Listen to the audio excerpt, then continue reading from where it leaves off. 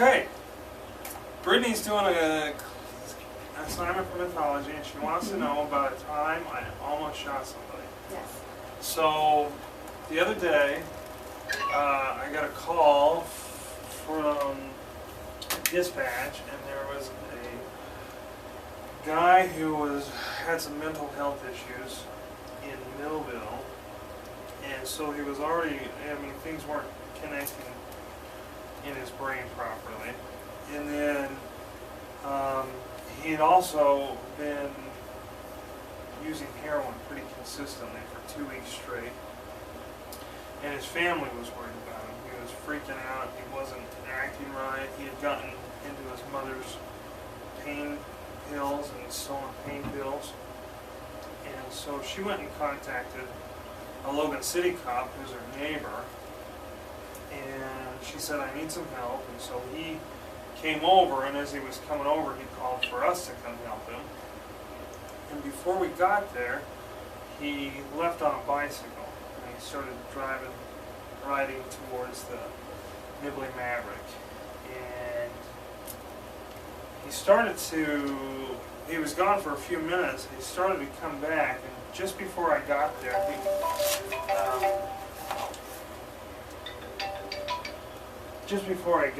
he came back, and he went into his house, and he had kind of barricaded himself inside the house. We hadn't really had a chance to talk to him, but in speaking to his mother, he was pretty incoherent anyway. He wasn't talking normal. He was just kind of off in left field, just jabbering about stuff that didn't make a lot of sense. Anyway, we were told that he had access to weapons in the house and that he had suicidal tendencies, so there was a possibility he might commit suicide. And we were trying to come up with a game plan. There was just a couple of us there. We were trying to come up with a way to end this safely, and all of a sudden I hear from the front of the house somebody yell, "Gun, gun." I found out later, I didn't know it at the time, but I found out later that he had actually walked out of the house with a gun to his head. And this is a big 410 shotgun, so it's a big gun. And he came out with it up to his head like this. By the time I saw him, he actually went through the garage, and I was on the back portion of the house. He came through the garage, and he had taken the gun down and now had it pointed in the air. And when he saw me and Trooper Wood on the side of the house, I thought he was going to point it at us. So we had our guns drawn, aimed at him, but instead of pointing it at us, he dropped down to his knee and he put the gun inside his mouth and he started fumbling with the trigger. And I thought he was going to kill himself for sure.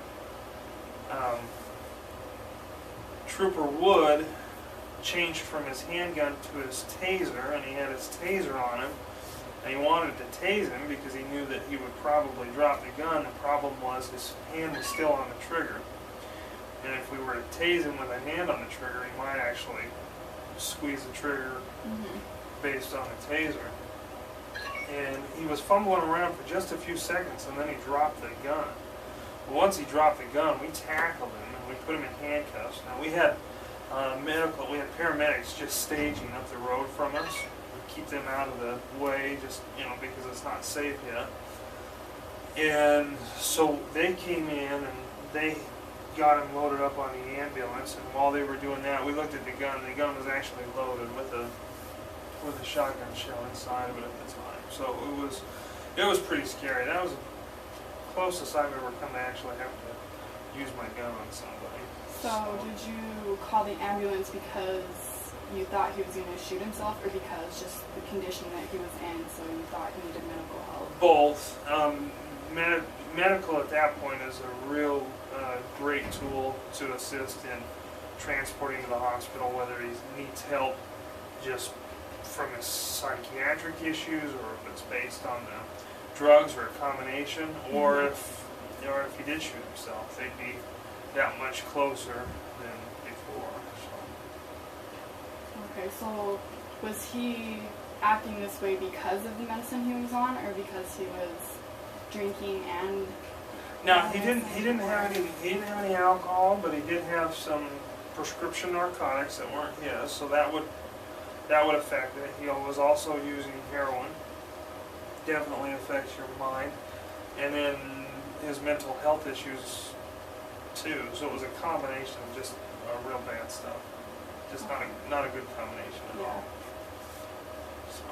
Did he get in, like, did you charge him for anything? I wasn't the responsible deputy, so I don't know exactly what he was charged for, but he was charged for several items, including stealing his mother's pills, the possession of heroin, things like that.